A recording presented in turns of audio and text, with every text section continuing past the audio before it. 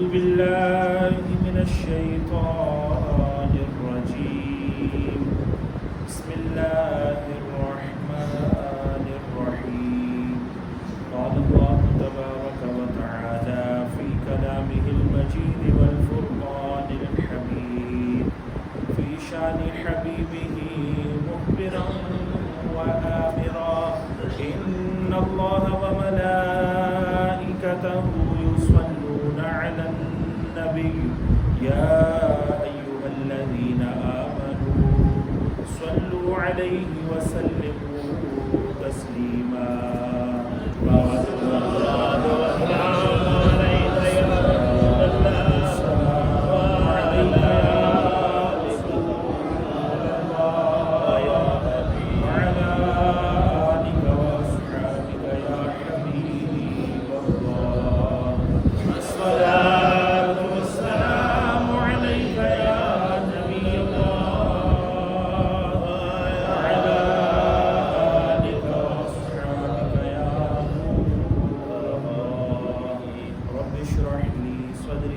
ويسر لي أمري واحلل عقدة من لساني يفقهوا قولي أستغفر الله ربي من كل ذنب وأتوب إليه. حمد و صلاۃ کے بعد عزیزان محترم، ہمارے پیارے نبی حضرت محمد مصطفیٰ صلی اللہ علیہ وآلہ وسلم نے اللہ کی عطا سے بہت ساری غیب کی خبریں عطا فرمائی ہیں، اور انبیاء کرام علیہ السلام کا خاصہ ہی یہ ہے کہ وہ غیب پر خبریں دینے کے لیے بھی تشریف لاتے ہیں، اور ہمارے نبی علیہ السلام کا تو کمال خاصہ ہے، اور ایسا خاصہ ہے جو آپ ہی کا وصف ہے، آپ کے سوا یہ کسی کو حاصل نہیں کہ سب سے بڑی ذات جو غیب الغیب ہے وہ اللہ کی ذات ہے۔ آپ صلی اللہ علیہ وسلم نے اس ذات کو بھی اپنے سر کی آنکھوں سے دیکھا۔ کس کو دیکھا؟ اللہ کو دیکھا ہے۔ کس کو دیکھا ہے؟ تو اللہ کسی کو یہ شرف بخش سکتا ہے کہ نہیں کہ وہ اللہ اپنا آپ اسے دکھائے؟ اللہ یہ شرف بخش سکتا ہے نا، تبھی تو اللہ نے بخشا۔ اللہ رب العالمین جنت میں جنتیوں کو بھی جو ہے یہ شرف بخشے گا کہ جنتیوں میں سب سے بڑا جو ان پر انعام ہوگا، سب سے بڑی جو نعمت ہوگی وہ کیا ہوگی؟ رب کا دیدار ہوگا۔ اور رب کے دیدار کے جلوے جو ہیں کسی کو ہر ہفتے نصیب ہوں گے، ایک ہفتے کے بعد، کسی کو ہر مہینے، اور کوئی ایسا بھی ہوگا جو ہر وقت جلووں میں گم ہوگا۔ اللہ رب العالمین ہمیں یہ جلوے دیکھنے کے لیے جنت میں جانا نصیب فرمائے۔ بلند آواز سے کہیے آمین۔ اللہ رب العالمین نے جنت ہمارے لیے ہی بنائی ہے، تو اس کو اپنی دعائیں جو ہیں اس میں رکھنا چاہیے، شامل رکھنا چاہیے۔ اور جب بھی آپ محافل کرائیں تو ایسے کسی نقیب کو نہ بلائیں کہ جو جنت کی توہین کرے۔ یاد رکھیں کہ جنت ہی وہ مقام ہے جہاں رسول اللہ صلی اللہ علیہ وسلم کا بھی دیدار ہوگا، ان کا پڑوس بھی ملے گا، اور اللہ نے جتنی نعمتیں بنائی ہیں وہ ساری جنت میں ہی جا کے ملے گی۔ اور خود اللہ کا دیدار جو سب سے بڑی نعمت ہے وہ بھی کہاں ملے گا؟ جنت میں ملے گا۔ تو جنت کو معمولی سمجھنا، جنت کو حقیر سمجھنا، بعض لوگ مدینہ طیبہ کی شان بیان کرتے کرتے جنت کی توہین کر دیتے ہیں، تو یہ حماقت ہے اور یہ جہالت ہے۔ یہ کیا ہے؟ جہالت ہے۔ کبھی بھی سبحان اللہ کہنے سے پہلے یہ ضرور سوچ لیا کریں کہ کس بات پر تسبیح کہنی ہے۔ کوئی بندہ جہنم کی بات ہی کر رہا ہو تو بندہ کہے سبحان اللہ، وہاں سبحان اللہ نہیں کہنا، وہاں تو استغفر اللہ، معاذ اللہ، اللہ ہمیں بچائے۔ اور اس طرح سے جو ہے وہ اپنا انسان کو حاضر دماغ ہو کر سننا چاہیے، تول کر بولنا چاہیے، اور مدہوشی کے عالم میں نہیں رہنا چاہیے ہر وقت کہ پتہ ہی نہ چلے کہ ہم کیا بول رہے ہیں، کہاں بول رہے ہیں، اور کیا بولنا چاہیے اور کیا نہیں۔ تو عزیزان محترم، ہمارے پیارے نبی صلی اللہ علیہ وآلہ وسلم کو جو اللہ رب العالمین نے غیبوں کا علم عطا فرمایا ہے، دیکھیں اللہ فرماتا ہے کہ قرآن کے اندر لا رطب ولا یابس الا فی کتاب مبین، خشکی اور تری کی کوئی چیز ایسا نہیں ہے جس کا ذکر رب نے قرآن میں بیان نہ کیا ہو. توجہ جب تک میری طرف نہیں رکھیں گے نہ بات سننے کا مزہ آئے گا، نہ ہی اللہ کی تسبیح آپ کہہ سکیں گے اس طرح سے.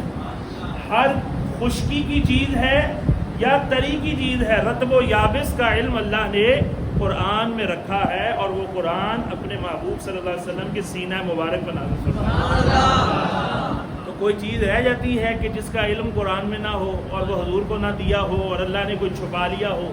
دنیا میں تو دنیا دار جو استاد ہوتے ہیں وہ تو ڈنڈی مار جاتے ہیں کہ سارے گر نہیں دینے چاہیے، شاگرد کہیں آگے ہی نہ نکل جائے، شاگرد کہیں آگے ہی نہ نکل جائے. کوئی کوئی دھوبی ٹپکا یا کیا بولتے پٹکا، تو اس کو اپنے پاس سنبھال کے رکھیں، یہ گر نہ دے دیں، وہ گر نہ دے دیں، آگے نہ نکل جائے. اللہ کا فضل ہے، ذالک فضل اللہ یؤتیہ من یشاء.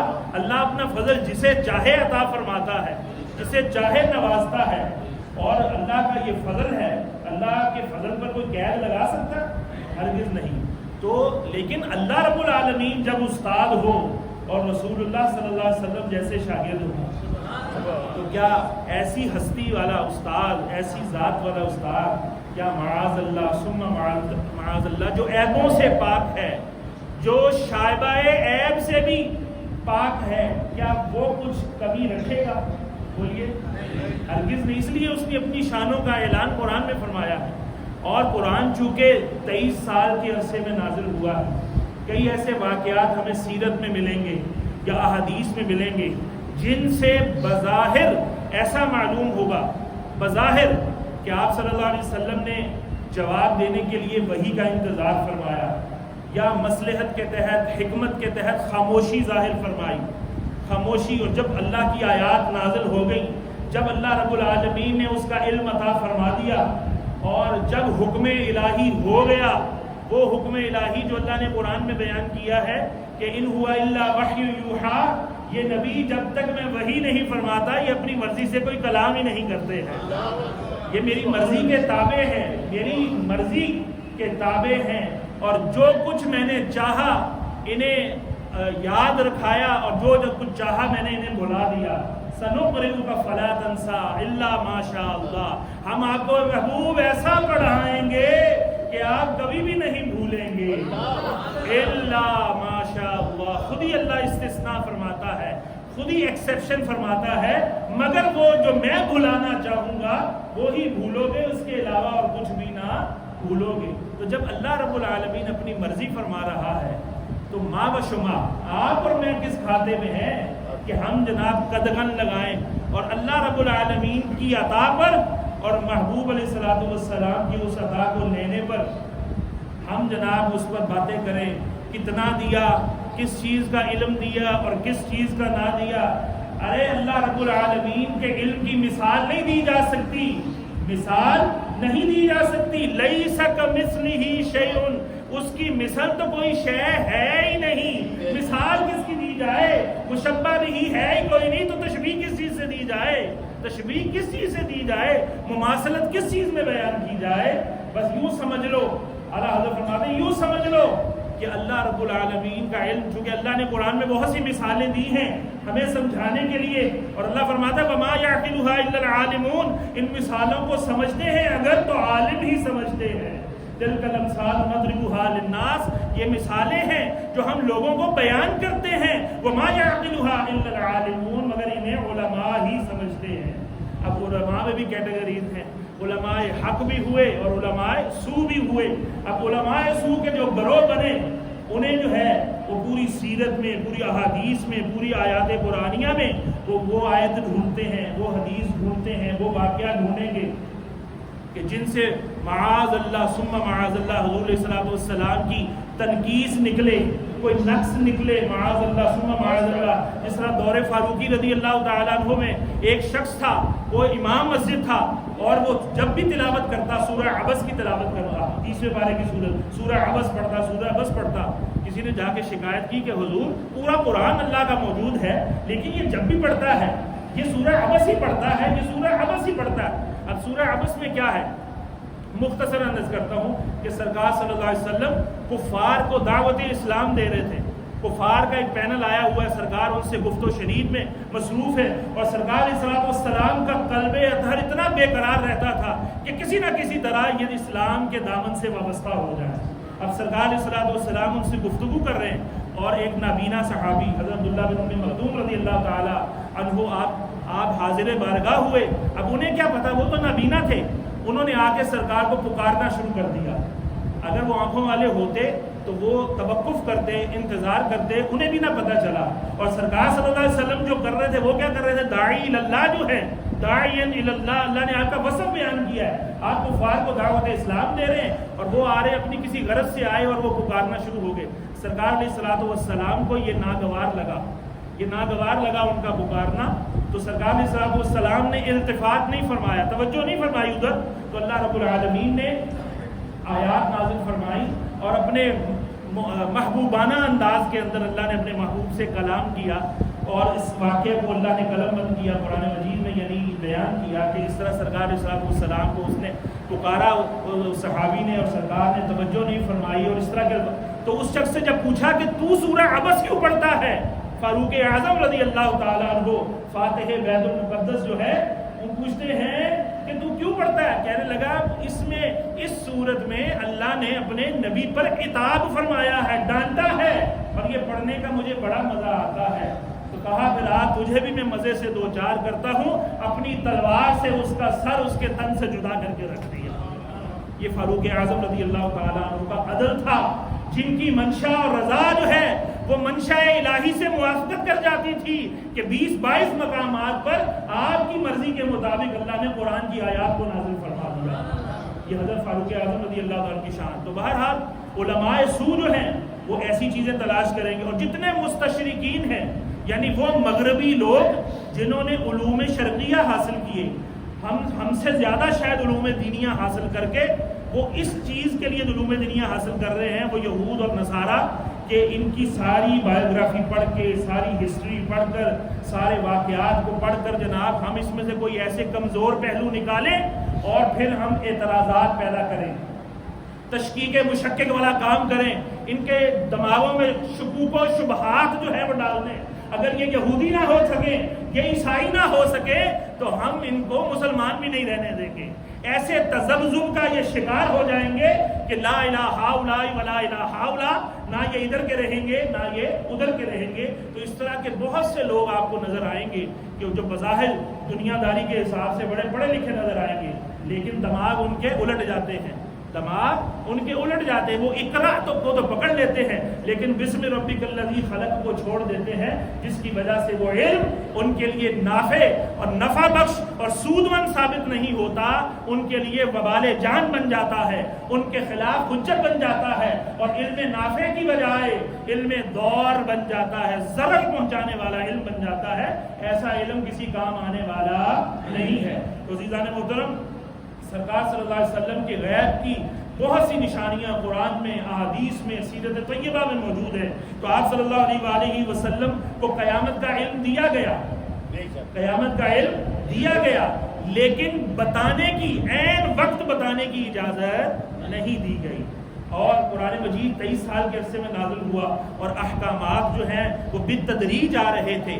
آپ صلی اللہ علیہ وسلم کے علم مبارک میں بھی ترقی ہو رہی تھی، ترقی بڑھ رہی تھی۔ جس طرح انسان کسی بھی ڈگری کے لیے کلاس جوائن کرتا ہے، پہلے دن اس کے علم کی سطح کیا ہوتی ہے، دوسرے دن اس کا علم کتنا ہوتا ہے، پہلے جناب سہماہی پر اس کا علم کتنا ہو جاتا ہے، ششماہی پر، مڈ ٹرم پر اس کا علم کتنا ہو جاتا ہے، فائنل ایگزامز پر اس کا علم کہاں پہنچ جاتا ہے، اسی ڈگری کے سیکنڈ ایئر، اسی ڈگری کے تھرڈ ایئر، اسی ڈگری کے فورتھ ایئر، اس کا علم جو ہے وہ کمال کی طرف ترقی کرتے ہوئے پروان چڑھ رہا ہوتا ہے، عروج کی منزلیں طے کر رہا ہوتا ہے۔ پھر جناب وہ اسپیشلائزیشن کرتا ہے، تخصص کرتا ہے، پھر وہ ہاؤس جاب کرتا ہے، انٹرنشپ کرتا ہے، پریکٹیکل فیلڈ کے اندر جاتا ہے، نئے قسم کے اس کو مریض، نئے قسم کے کلائنٹس، نئے نئے قسم کے کسٹمرز آتے ہیں، نئی نئی جناب وہ کیس کی تھیوریز ہوتی ہیں، نئے نئے واقعات، نئے نئے واقعہ رونما ہوتے ہیں، اس کے تجربات میں اضافہ ہوتا ہے، اس کے مشاہدات میں اضافہ ہوتا ہے، اس کی یقینیات میں اضافہ ہوتا ہے،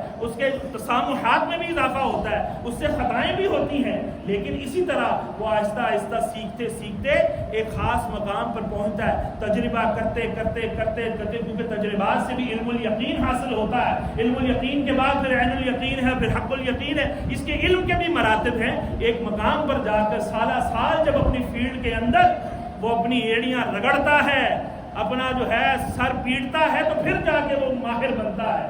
تو لیکن اب قرآن کے اندر ہر رطب و یابس کا علم ہے، اور پورے قرآن کو جو اللہ نے منبع علوم قرار دیا ہے، اور وہ قرآن 23 سال کے عرصے میں اللہ نازل فرما رہا ہے۔ اب کئی آیات ایسی ہیں، کئی واقعات ایسے ہیں کہ جس میں سرکار صلی السلام نے اگر توقف فرمایا، اس کا علم ابھی عطا نہیں ہوا تھا، کہیں پر آپ سے علم کی نفی کروائی ہے اللہ رب العالمین نے، ان آیات میں اللہ نے اس علم کی نفی کروائی ہے کہ جو علم اللہ کا خاصہ ہے، جو اللہ کا خاصہ ہے، اللہ کی ذات کا وہ وصف ہے جو مخلوق میں سے کسی نبی رسول کا بھی وہ وصف نہیں ہو سکتا، ورنہ تو شرک لازم آئے گا۔ اللہ کا خاصہ کیا ہے؟ علم غیب ذاتی، یعنی کسی نے اس کو نہیں دیا، اللہ کو علم کسی نے نہیں دیا۔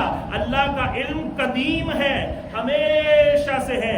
مخلوق کا علم کیا ہے؟ قدیم نہیں ہے، حادث ہے، یعنی ہمیشہ سے نہیں تھا، اللہ کے دینے سے تھا۔ مخلوق کا علم جو ہے وہ ذاتی نہیں ہے، عطائی ہے۔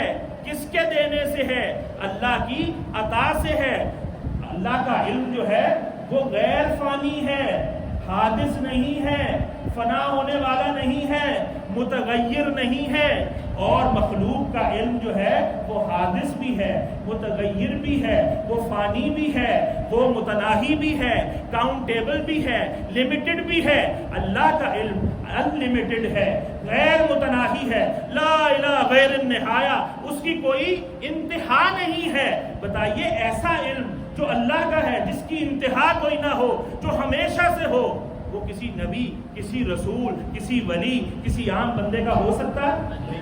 تو اللہ نے جن آیات میں نفی کروائی ہے کہ اے محبوب آپ کہہ دیجئے کہ میں غیب نہیں جانتا، اس کا ترجمہ کیا ہے؟ کہ میں خود سے بغیر خدا کے بتائے غیب، خود سے بغیر بتائے خدا کے خود سے غیب جاننے کا دعویٰ نہیں رکھتا۔ اور جہاں سے اللہ نے جن آیتوں میں اللہ نے اقرار کروایا ہے کہ یہ غیب جاننے والے، غیب کے جاننے والے کی یہ شان نہیں ہے، وہ اے عام لوگوں، عالم الغیب فلا یظہر علی غیبہ احد الا من ارتضی من رسول، اللہ رب العالمین اپنے غیب پر کسی کو مسلط نہیں کرتا مگر اپنے رسولوں میں سے جسے چاہتا ہے چن لیتا ہے۔ اب یہاں پر دیکھیں، وہاں فرمایا کہہ دو لا عالم الغیب، میں غیب نہیں جانتا، یہاں فرما رہا ہے کہ میں جس رسول کو چاہتا ہوں چن لیتا ہوں۔ کہیں فرماتا ہے وَعَلَّمَكَ مَا لَمْ تَكُنْ تَعْلَمْ، اے محبوب آپ کو وہ کچھ عطا فرما دیا جو کچھ آپ نہیں جانتے تھے۔ کہیں فرما رہا ہے وَمَا هُوَ عَلَى الْغَيْبِ بِضَنِينٍ، یہ نبی غیب بتانے میں بخل نہیں فرماتے۔ اس کا کیا مطلب ہے کہ غیب بتانے میں بخل نہیں فرماتے؟ مطلب یہ ہے کہ ان کو موجیں مارتا ہوا، ٹھاٹھے مارتا ہوا علم کا سمندر عطا کیا ہے۔ اسی لیے سرکار صلی اللہ علیہ وسلم کے علم غیب پر جب منافقوں نے اعتراض کیا، سرکار صلی اللہ علیہ وسلم مسجد میں تشریف لائے، آپ نے نماز پڑھائی ظہر کی اور ممبر پر کھڑے ہو گئے، سرکار نے خطبہ دیا، خطبہ دیتے رہے، عصر کا وقت آ گیا، سرکار ممبر سے اترے، نماز پڑھائی، پھر سرکار ممبر پر تشریف لے آئے، سرکار نے پھر خطبے کو کنٹینیو کیا، پھر جاری رکھا، یہاں تک کہ مغرب کا وقت آ گیا۔ سرکار علیہ الصلوۃ والسلام نے اس طرح سے، صحابہ کہتے ہیں، راوی بیان کرتے ہیں کہ بدء الخلق سے لے کر جب سے مخلوق کی ابتدا ہوئی تھی تب سے لے کر اور جب تک مخلوق کی انتہا ہوئی، یعنی کہ یہاں تک کہ جنتی جنتوں میں داخل ہو گئے اور جہنمی جہنموں میں داخل ہو گئے، سرکار نے سارے کا سارا جو علم کا ماجرا تھا، معاملہ تھا، ہمیں بیان کر دیا۔ یہ بخاری شریف کی حدیث ہے، صحیح ستہ کی حدیث ہے، یہ کسی اخبار جہاں یا میگزین کی یہ ٹوٹا نہیں میں سنا رہا، یہ سرکار صلی اللہ علیہ وسلم کی حدیث ہے، حدیث بھی حدیث صحیح ہے۔ بن عشق نبی کے جو پڑھتے ہیں بخاری آتا ہے بخار، ان کو نہیں آتی بخاری، ان کو رفع یدین تو نظر آتے ہیں، انہیں سرکار کا علم غیب اس میں نظر نہیں آتا ہے۔ تو معاذ اللہ ثم معاذ اللہ سرکار کی شان میں نقص تلاش کرنے والے یہ کون ہیں؟ یہ علماء سو ہوتے ہیں۔ جب بھی آپ یاد رکھیں، یہ بھی آپ کو میں ٹپ دے دوں، جو شخص بھی سرکار کے علم غیب کی نفی کرے گا نا، وہ یہ آیتیں جو میں نے آپ کو پڑھ کر سنائی ہیں، وہ یہودیوں کے طریقے پر عمل کرتے ہوئے یہ آیتیں اس وقت آپ کو نہیں سنائے گا۔ وما هو على الغیب بضنین نہیں بتائے گا، وہ آپ کو جناب یہ تلک من انباء الغیب نوحیھا الیک کبھی نہیں بتائے گا اس موقع پر، کبھی عالم الغیب فلا یظہر علی غیبہ احد الا من ارتضی من رسول نہیں سنائے گا، ما کان اللہ لیطلعکم علی الغیب ولکن اللہ یجتبی من رسلہ من یشاء یہ کبھی بھی نہیں بتائے گا، انا اعطیناک الکوثر کبھی بھی نہیں بتائے گا، وعلمک ما لم تکن تعلم یہ کبھی بھی نہیں بتائے گا، وَكَانَ فَضْلُ اللَّهِ عَلَيْكَ عَظِيمًا اللہ رب العالمین نے جتنا بھی علم عطا کیا، اللہ فرماتا ہے تمہیں جو میں نے علم دیا ہے نا، وَمَا أُوتِيتُم مِّنَ الْعِلْمِ إِلَّا قَلِيلًا تمہیں تھوڑا سا علم دیا ہے، لیکن اپنے نبی کو جب اپنے محبوب کو جب علم عطا فرمایا تو فرماتا ہے وَكَانَ فَضْلُ اللَّهِ عَلَيْكَ عَظِيمًا تیرے رب کا تجھ پر فضل عظیم ہو گیا ہے۔ رب جس کو عظیم فرمائے اس کی عظمت کا کوئی انتہا ہے اس کی؟ تو یہ جتنے بھی ایسے ہوں گے سرکار کی شان میں چوری کرنے والے، سرکار کی شان سے جلنے والے، جیلس ہونے والے، وہ یہود کی طرح کہ جس طرح سرکار کی شان بیان ہوتی تھی نا تورات میں، تو وہ منہ کو بل دیتے تھے، زبان کو بل دیتے تھے، یہاں تک کہ تورات میں لکھا تھا کہ نبی آخر الزمان صلی اللہ علیہ وسلم گورے رنگ کے ہوں گے اور میانہ قد کے ہوں گے۔ اتنے خبیث فطرت والے ان کے راہب اور احبار ہوتے تھے علماء کہ وہ جہاں پر یعنی کہ جن کی ہدایت ان کے مقدر میں نہیں تھی، کہیں تو ایسا ہوا نا عبداللہ بن سلام رضی اللہ تعالیٰ عنہ جیسے بھی کہ مسلمان ہو گئے اور بھی دیگر، لیکن وہ آتے کہنے لگے کہ وہ جو ہوں گے وہ سانولے رنگ کے ہوں گے، سرکار کے رنگت بھی بیان مختلف، ان کا لمبا قد ہوگا۔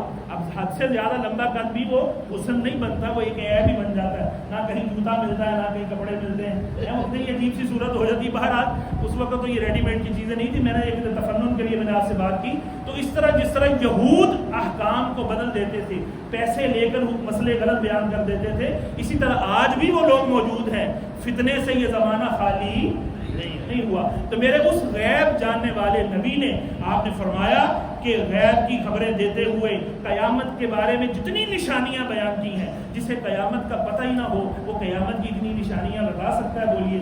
یہاں تک کہ جبریل امین نے جب آ کے سوال کیے، حدیث جبرائیل میں ہے کہ پوچھا کہ بتائیے کہ قیامت کب آئے گی، تو سرکار نے افضلیت کی نفی کی ہے کہ جتنا تمہیں علم ہے اتنا ہی مجھے علم ہے، کیوں اس راز سے پردہ اٹھوانا چاہتے ہو جس کو راز میں رکھنے کا رب کائنات نے حکم دیا ہے؟ تو سرکار نے حکمت بھرا جواب، فصاحت پر مبنی جواب دیا کہ من مسئول عنہا یعنی اعلم من السائل، کہ مسئول جس سے سوال کیا جا رہا ہے وہ سائل یعنی سوال کرنے والے سے زیادہ نہیں جانتا، یعنی زیادتی کی نفی فرمائی ہے، وصف علم کی نفی نہیں فرمائی کہ مجھے علم ہے ہی نہیں، لا علم، حضور نے یہ نہیں فرمایا۔ سرکار نے دن بھی بتا دیا کہ جمعے کے دن ہوگا، تاریخ بھی بتا دی 10 تاریخ کو ہوگا، مہینہ بھی بتا دیا محرم کو قیامت آئے گی، اس سے پہلے یہ نشانی ہوگی، یہ نشانی ہوگی، یہ نشانی، 20 نشانیاں سرکار نے جو ہے ارشاد فرمائی، اور سب کی سب من و عن، من و عن نہیں، من و عن یا من و عن جو ہے وہ پوری ہوئی۔ تو یہ غیب کی خبریں نہیں تھی تو اور کیا تھی؟ اور ہمارا دعویٰ ہے کہ یہ اللہ ہی نے آپ کو عطا فرمایا ہے، ہم یہ تھوڑی کہتے ہیں کہ سرکار علیہ السلام کو جو علم ملا ہے وہ اللہ کی عطا کے بغیر ہی کہیں سے مل گیا ہے، ایسا کسی کا دعویٰ ہے آپ میں سے کسی کا؟ سنیوں بولے آخری سب تک بولے، ایسا آپ کا دعویٰ ہے؟ آپ حضور کو یا کسی نبی کو یا کسی ولی کو خدا کے برابر سمجھتے ہیں؟ آپ شرک کو پسند کرتے ہیں؟ جو آپ کو مشرک کہے وہ خود کون ہے؟ وہ خود کون ہے؟ جو آپ کو کافر کہے وہ خود کون ہے؟ کیونکہ جب کسی کو جناب غلطی سے کافر کہا جائے یعنی کہ اس پر الزام تھوپا جائے اور وہ کفر کا مستحق نہیں ہے تو وہ کفر کہنے والے کی طرف لوٹتا ہے، تو کہنے والا قائل خود کافر ہے۔ تمہارا سرکار نے فرمایا قیامت سے پہلے 6 چیزیں گن کر رکھو، فرمایا میری وفات کو سب سے بڑی نشانی کیا ہے کہ تمہارا یہ نبی دنیا سے پردہ کر جائے گا، کیونکہ حضور کی حیات میں تو قیامت نہیں آنی تھی۔ فرمایا میری وفات دوسری نشانی، یعنی کہ مختلف مقامات پر سرکار نے نشانیاں مختلف فرمائی، کسی میں 6، کسی میں 10، کسی میں کئی زیادہ جو ہے سرکار نے جو ہے بیان فرمائی ہے۔ تو فرمایا دوسری نشانی بیت المقدس کی فتح، بیت المقدس کی فتح یہ بھی قیامت کی نشانیوں میں سے ہے۔ فرمایا تعاون کی وبا، یہ بھی کئی دفعہ یہ پوری ہو چکی۔ فرمایا مال کی کثرت، یہاں تک کہ کسی کو 100 دینار بھی دیے جائیں تو وہ لے کر بھی خوش نہیں ہوگا، اتنی مال کی محبت پیدا ہو جائے گی۔ اس لیے جس کے پاس اگر 2 وادیاں بھی سونے کی ہوں یا غلے کی ہوں تو وہ حرص اتنی رکھتا ہے، وہ حریص طمع رکھنے والا، وہ کہے گا ایک اور ہونی چاہیے، ایک اور، حل من مزید، حل من مزید، اور چاہیے۔ جس طرح جہنم کہے گی نا، جب جہنم میں بندوں کو ڈالا جائے گا، پتھروں کو جائے گا، حلم تلاتی، اس سے پوچھا جائے گا کیا تو بھر گئی؟ جہنم سے کیا پوچھا جائے گا؟ حلم تلاتی، کیا تو بھر گئی؟ وہ کہے گی نہیں، حل من مزید، اور آنے دو، اور میرے اندر آنے دو۔ تو وہی جہنم والی جو ہوس ہے، یعنی وہ جو اس کی خواہش ہے کہ اور میرے اندر آئے، وہ آج دنیا داروں، مال کے پجاریوں، مال کی ہوس رکھنے والے، برسر اقتدار ہوں یا اقتدار کے بغیر ہوں، کسی کی جو ہے وہ حالت مختلف نہیں، الا ماشاءاللہ۔ یہ بھی قیامت کی نشانیوں میں سے ہے۔ فرمایا ننگے بدن والے، ننگے پاؤں رہنے والے، لمبی لمبی منزلیں بنا کر اونچی اونچی ان بلڈنگوں پر فخر کریں گے۔ اور آپ یہ دیکھیں، یہ دنیا میں یہ مناظر دیکھے جا رہے ہیں، یہ میرے سرکار ہی نے غیب کی خبر دی ہے۔ فرمایا 5ویں نشانی یہ ہے، ایسا فتنہ اٹھے گا کہ عرب کا کوئی گھر نہیں بچے گا کہ جس میں وہ فتنہ داخل نہ ہو جائے۔ فرمایا چھٹی نشانی اس میں جس روایت میں 6 کا ذکر ہے، فرمایا تمہارے اور رومیوں کے درمیان صلح ہوگی، اور اس صلح کو رومی جو تھے وہ نصارہ تھے، عیسائی تھے، فرمایا وہ عہد شکنی کریں گے، اور اس کے بعد وہ 80 جھنڈے لے کر تم پر حملہ آور ہوں گے، اور ہر جھنڈے کے نیچے 12 ہزار کا لشکر ہوگا۔ اور اس کی جو ہے مختلف تعبیریں جو ہے علماء بیان کرتے ہیں کہ اس طرح سے یہ نشانی پوری۔ فرمایا بیت المقدس کی نشانی، ان میں سے فتح کی نشانی، یہ بھی سرکار نے قیامت کی نشانیوں میں سے بیان کی ہے۔ عزیزان محترم، بیت المقدس مسلمانوں کا قبلہ اول ہے، قبلہ اول ہے۔ یہ فلسطین کے شہر القدس کے اندر واقع ہے، اور القدس اس شہر کا نام کیوں رکھا گیا کہ نبیوں کے قبروں کی بھرمار ہے اس شہر کے اندر۔ اونچی آواز سے سنیو، نبیوں کے مزارات کی بھرمار ہے۔ اللہ نے قرآن میں اس مسجد کا ذکر کیا ہے، سبحان الذی اسریٰ بعبدہ لیلا من المسجد الحرام الی المسجد الاقصی۔ سرکار کو شب معراج مکہ المکرمہ سے مسجد الحرام سے پہلے مسجد اقصی تک لے جایا گیا۔ مسجد اقصی اتنی مقدس ہے کہ یہاں پر نماز پڑھنا 50,000 نماز کے برابر ہے۔ ایک روایت میں 25,000 کا ذکر ہے، ایک روایت میں 50,000 کا ذکر ہے، جتنا مدینہ طیبہ کے اندر نماز پڑھنے کا وہ حکم ہے۔ تو اس کو بہت تبرک حاصل ہے، برکتیں حاصل ہیں۔ کس وجہ سے برکتیں حاصل ہیں؟ کہ وہاں کوئی پھلوں کے درخت اس کے اندر لگے ہوئے نہیں، اس کے ارد گرد اللہ فرماتا ہے الذی بارکنا حولہ، اس کے ارد گرد ہم نے برکتیں رکھ دی ہیں۔ اللہ کے دوست، اللہ کی ولایت کے حامل، اللہ کی عطا کردہ نبوت و رسالت کے حامل ہستیاں وہاں آرام فرما ہے۔ اللہ رب العالمین اپنے بندوں کی، اپنے محبوبوں کی کس قدر فرماتا ہے کہ اللہ رب العالمین ان کی نشانیاں باقی رکھے ہوئے ہیں۔ ان کے قدموں سے لگے ہوئے پتھر، حضرت ابراہیم علیہ السلام کے قدم جس پتھر پر لگے، اور پتھر ابراہیم علیہ السلام کے قدم مبارک کے بوسے لیتا لیتا نرم ہو گیا، اور اللہ نے اس کو قیامت تک کے لیے مسجد الحرام اپنے گھر کے پاس جگہ دی ہے۔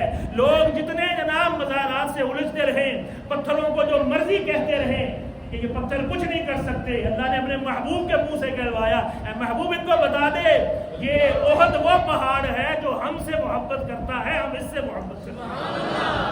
اللہ نے پتھروں کو بھی احساسات دیے ہیں، اللہ نے انہیں بھی وجدان دیا ہے، انہیں بھی ادراک دیا ہے، انہیں بھی شعور دیا ہے، انہیں بھی احساسات، سینٹیمنٹس دیے ہیں، ایموشنز دیے ہیں، وہ جذبات رکھتے ہیں۔ اللہ فرماتا ہے پتھروں میں سے کچھ تو وہ ہیں کہ جو اللہ کے خوف سے پھٹ جاتے ہیں۔ اللہ کیا فرماتا ہے، جہاں یہودیوں کی بات ہو رہی ہے پہلے پارے کے اندر ہی کہ جناب یہ پتھر پھٹ جاتے ہیں، کچھ وہ ہے اللہ کی خشیت سے پھٹ کر ان سے پانی جاری ہو جاتا ہے، کچھ ایسے ہیں جو اللہ کے خوف سے گر جاتے ہیں۔ یہ جو لینڈ سلائیڈنگ ہوتی ہے یہ کیا ہوتا ہے؟ لینڈ سلائیڈنگ یہ اللہ کے خوف سے پتھر اپنی جگہ چھوڑ دیتے ہیں۔ یہ پتھر بھی شعور رکھتے ہیں۔ حضور فرماتے ہیں میں جس راہ پہ جاتا تھا وہاں پر حجر شجر مجھے میری رسالت کی گواہیاں دیتے ہوئے مجھ پر سلام کیا کرتے ہیں، الصلاۃ والسلام علیک یا رسول اللہ۔ ارے اے وہ بدتر مخلوق جو یا رسول اللہ کہنے سے جلے، الصلاۃ والسلام علیک یا رسول اللہ کہنے سے تو جلے، تجھ سے تو پتھر اچھے ہیں، تجھ سے تو جناب وہ کھجور کا تنا اچھا ہے جو حضور کے فراق میں روتا ہے۔ کنکریاں سلام پڑھتی ہیں، درود و سلام پڑھتی ہیں، ہاتھوں میں جناب کنکر ابو جہل کے ہیں اور سلام پڑھ رہے ہیں، اللہ کی تسبیحیں بیان کر رہے ہیں، پتھروں میں شعور ہے۔ اور یہودیوں کو کہا گیا تمہارے دل تو پتھروں سے بھی زیادہ سخت ہو گئے۔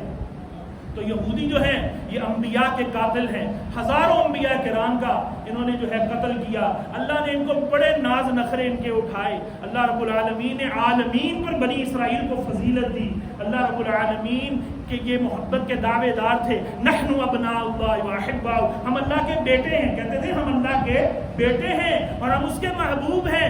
اول تو ہم جہنم میں نہیں جائیں گے، اور اگر گئے بھی تو تھوڑے سے دن جائیں گے، اس کے بعد نکال کے جنت میں ڈال دیے جائیں گے۔ اتنی ان پر نوازشیں ہوئیں، اتنے ان پر انعامات اللہ نے نازل کیے، لیکن یہ وفادار نہیں بنے الا ماشاء اللہ، اور اپنے انبیاء کو ناحق قتل کرتے رہے اور بغض ان کے اندر بھرا تھا۔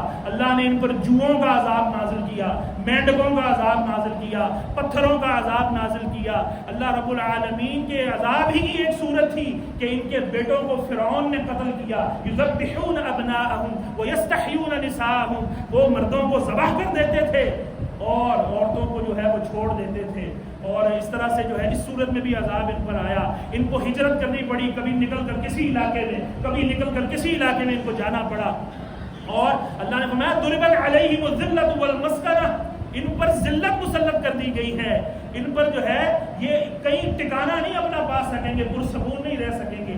آج بھی دیکھیں جہاں پر جابرانہ طریقے سے، غاصبانہ طریقے سے جہاں پر یہ لوگ قابض ہیں، ان کو یہی درد ہے کہ یہ تو اتنی بڑی سلطنت تو ہمارے آبا حضرت سلیمان علیہ السلام اور داؤد علیہ السلام کی تھی، اتنی بڑی سلطنت کی پوری دنیا پر انہوں نے حکومت کی، اور آج ہمارے پاس زمین کا چھوٹا سا ٹکڑا بھی نہیں بچا۔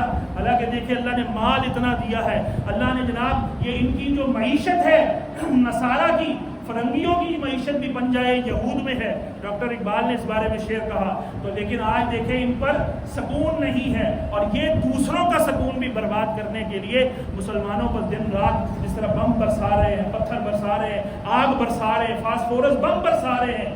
اور تف ہے ان جو ہے غیرت لیس حکمرانوں پر، ممالک اسلامیہ کے جو حکمران ہیں جو اپنے اقتدار کو طول دینے کی ہوس میں اندھے ہو گئے ہیں، بہرے ہو گئے ہیں۔ یہ سم بکم عمی کا اصل جو ہے مصداق یہ بنے ہوئے ہیں کہ جنہیں نہ بچوں کی آہیں سنائی دے رہی ہیں، نہ مظلوم اور معصوم عورتوں کی سسکیاں ان کو سنائی نہیں دیتی، ان کی عصمت دری ہو رہی ہے، ان کو جلایا جا رہا ہے، مارا جا رہا ہے، شہر بدر گھر بدر کیا جا رہا ہے، پانی بند ہے، کیا کچھ بند ہے۔ ہم تو مزے میں ہیں، ہمارے تو میچ بھی چل رہے ہیں، ہمارے تو کاروبار بھی چل رہے ہیں، ہمارے تو کھانے پینے دعوتیں بھی ہم اڑا رہے ہیں۔ کس کی آنکھیں آنسو بہا رہی ہیں؟ کون اپنی دعاؤں میں ان کو شامل کر رہا ہے؟ ہم تو جہاد نہیں ابھی کر سکتے، ہم جہاد کا جذبہ تو رکھتے ہیں، ہم جذبہ شہادت سے بھی ہمیں سرشار رہنا چاہیے۔ اور کہا کہ جس کے سینے میں شہادت کا جذبہ نہیں وہ منافق کا سینہ ہے، وہ منافق ہے۔ لیکن سب سے پہلے جس پر جہاد فرض ہے وہ کون ہے؟ ہمارے ممالکی افواج ہیں۔ اللہ انہیں غیرت اسلامی عطا کرے، اللہ رب العالمین انہیں ایسی حمیت عطا کرے کہ یہ اپنے مسلمان مظلوم بچوں، عورتوں اور مظلوموں کی حمایت کے لیے ایسی ایک تڑی ہی لگا دیں تو مسلمان تو اللہ نے وعدہ کیا ہے اگر تم مومن ہو انتم الاعلون ان کنتم مؤمنین، تم ہی غالب رہو گے، تم ہی غالب رہو گے۔ شرط یہ ہے ان کنتم مؤمنین، تمہارے اندر ایمان کی وہ رمق بھی ہوئی تو، ایمان کی حلاوت بھی ہوئی تو۔ عزیزان محترم، اپنی ہر دعا کے اندر آپ اپنے مظلوم مسلمانوں کی، جن کی آپ براہ راست تو کوئی مدد نہیں کر سکتے، لیکن جس سطح پر مالی ہو، اپنی سوشل میڈیا پر ہو، تحریر کی صورت میں ہو، تقریر کی صورت میں ہو، عزیزان محترم اپنی جو ہے اس مدد کو آپ یقینی بناتے ہوئے جو لوگ بھی مثبت طریقے سے پرامن طریقے سے یہ آواز اٹھائیں ان کے ساتھ ان کا ساتھ دیں، ہاتھوں میں ہاتھ ڈال کر شیر و شکر ہو کر تمام قسم کے تعصبات سے بالاتر ہو کر ان کی حمایت کرنی چاہیے اور اپنی دعاؤں میں اپنے سجدوں میں ان کے لیے جو ہے آپ کی پکار شامل ہونی چاہیے، ورنہ کل قیامت کے دن مجرموں کی صف کے اندر، ظالموں کی صف کے اندر جو ہے ہم بھی شریک ہوں گے، کیونکہ جو سب سے ہلکا معیار ہے برائی کو برا جاننے کا وہ یہ ہے کہ کم از کم اپنے دل میں تو برا جانو۔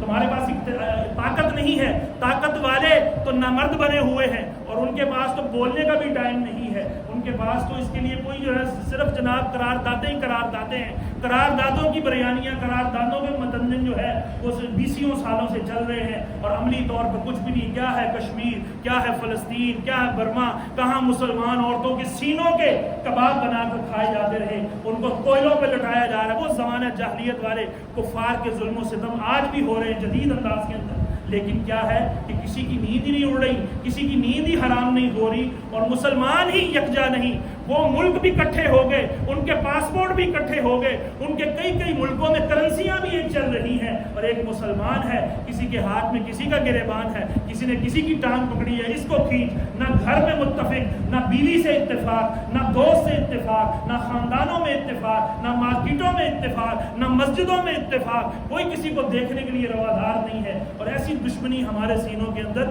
تو یہ سب کی سب عہد جاہلیت کی علامات ہیں۔ اگر عہد جاہلیت میں ہی اگر ہم جینا چاہتے ہیں تو موت بھی پھر اسی عہد جاہلیت میں ہی ہوگی، اور انجام بھی پھر وہ جاہلیت والوں کا جو ہوا تھا اسی انجام سے مسلمانوں کو بھی دوچار ہونا پڑے گا۔ عزیزان محترم، اللہ تبارک و تعالیٰ سے سب تہ دل کے ساتھ دعا کیجیے گا، اللہ رب العالمین ہمارے مظلوم مسلمانوں کی غیب سے مدد فرمائے، اور ملائکہ کے ذریعے، ابابیلوں کے ذریعے وہ رب آج بھی زندہ ہے، وہ رب آج بھی حی القیوم موجود ہے۔ اللہ کفر کو، کفار کو نیست و نابود فرمائے۔ وما علیہ الا البلاغ۔